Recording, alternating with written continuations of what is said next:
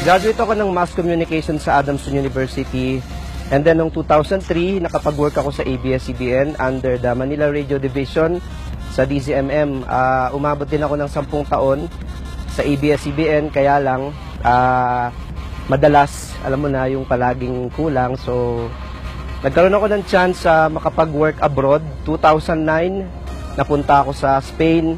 Ganun pa rin, after 1 year, parang wala nagbabago sa lifestyle, sa buhay namin dito sa Pilipinas. Ang pinakarason ko kaya ako nag-member, matagal na akong uhaw sa pagiging successful. Kung nagawa ng mga simpleng tao, yung ganitong negosyo, sabi ko baka kakayanin ko din. After 2.5 years, na-hit ko yung first million ko sa front row.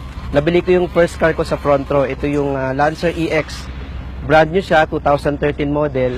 At last year, 2015, nabili ko yung 2015 Chevrolet Camaro RS. At dito sa front row, hindi kami titigil hanggat hindi nakukuha ng bawat isa sa amin ang mga pangarap namin. Sobrang thankful ako sa front row dahil kumikita ka ng maganda, nabibili mo yung gusto mo, at ang the best dyan, hindi ko na kailangang iwan yung pamilya ko. Ako si Philip, and I am forever front row.